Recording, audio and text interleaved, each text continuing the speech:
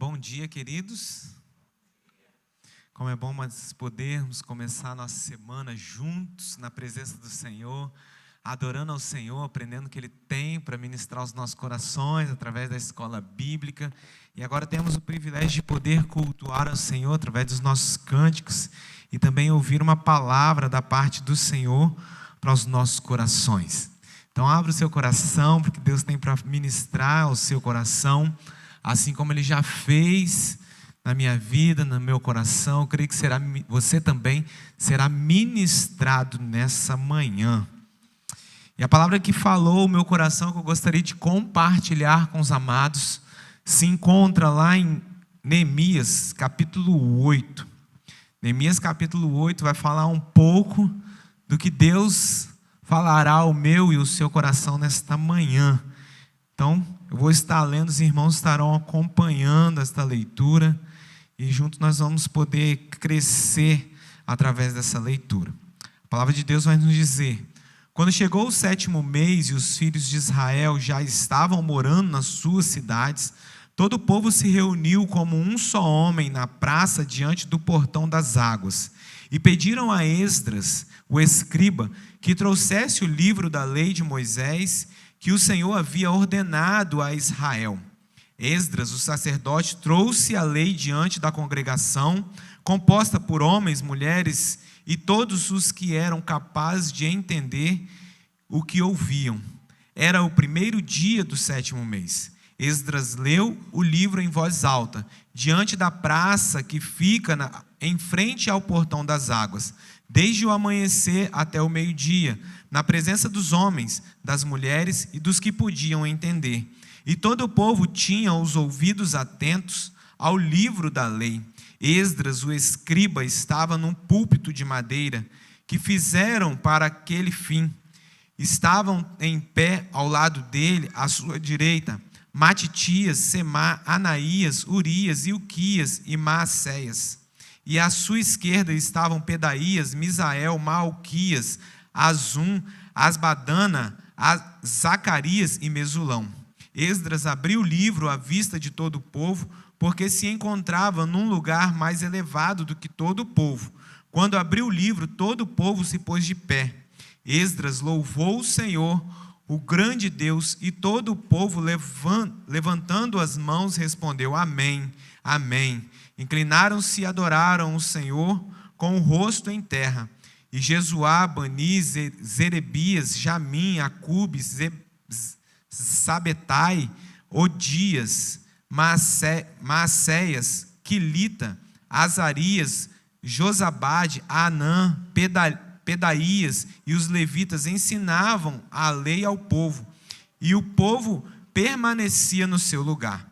Eles iam lendo o livro da lei de Deus claramente, dando explicações de maneira que o povo entendesse o que se lia.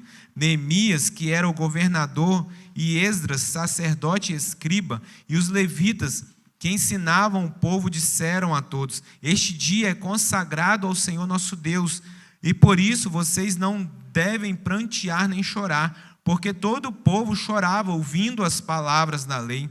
Então lhes disse: Vão para casa, comam e bebam o que tiverem de melhor, mandem porções aos que não têm nada preparado para si, porque este dia é consagrado ao nosso Senhor.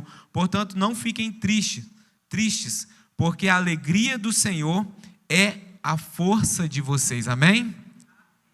Queridos, esse texto fala muito ao meu coração, e esse texto fala ao meu coração pelo fato de que é o povo simplesmente sendo reconstruído. As muralhas haviam sido reconstruídas de Jerusalém, o povo novamente voltando a cultuar ao nome do Senhor e poder observar a lei do Senhor.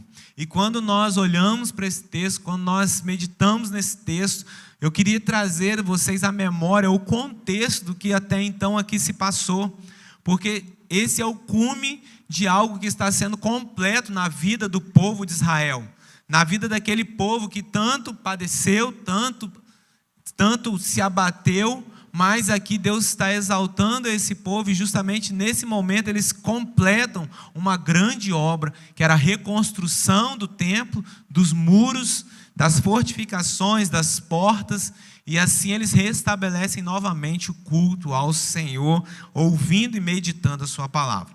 E eu gostaria de meditar com vocês. Quando nós olhamos para o capítulo 1, lá de Neemias, nós vamos ver quando, alguns homens de Judá chegaram a Neemias e assim contaram como estava a situação lá em Jerusalém. As portas estavam queimadas, os muros estavam derrubados, ou seja, não havia segurança, havia uma destruição, as pessoas estavam passando por dificuldade, e Neemias ali era o copeiro do rei, e ele vendo essa situação, ele fala: Senhor, o que eu posso fazer? O que eu devo fazer? Então ele faz o quê? Ele ora ao Senhor. A palavra diz que ele orou e jejuou por alguns dias, ele pranteou por alguns dias, mas ele simplesmente se levantou. E ao se levantar, ele volta à sua vida, e aí, estando à presença do rei, o rei vê ele entristecido. O rei vê ele entristecido, e ele não podia chegar à presença do rei entristecido. Ninguém podia chegar à presença de um rei com um semblante triste, porque ele poderia até morrer devido a estar na presença do rei com esse semblante triste ou entristecido. E o interessante é que Neemias, ao chegar à presença do rei, o rei, como conhecia Neemias também, olha que interessante, mesmo ele sendo servo, ele era conhecido pelo seu rei, e o rei fala: Neemias, por que você está assim? Por que você está em minha presença dessa forma? E Neemias, acredito eu que com medo, ele fala: como poderia eu não estar desta forma, sabendo que lá onde os meus pais foram enterrados, estavam lá, simplesmente os muros estão derrubados, as portas estão queimadas, ou seja, a cidade está destruída, e simplesmente tudo o que eu tinha como referência de um porto seguro está destruído. E assim eu acredito que o povo estava passando também, a palavra vai trazer, passando por dificuldades, por lutas, por aflições. Queridos, assim muitas vezes nós nos encontramos. Nós olhamos para a nossa realidade, olhamos para as nossas referências e nos encontramos sem um porto seguro. E aqui eu gostaria de falar justamente sobre essa realidade. Um porto seguro. Eu queria que você imaginasse um porto seguro. Eu queria que você imaginasse aonde é o seu porto seguro. Porque para Jerusalém, para o povo de Israel, olhar para Jerusalém, olhar para o templo, era o seu porto seguro. E eu queria levar você a meditar. Aonde é o seu porto seguro? Quando você pensa em um porto seguro, qual a imagem que te traz à memória? Qual é o local que te traz à memória? Qual é a realidade que te traz à memória de um porto seguro?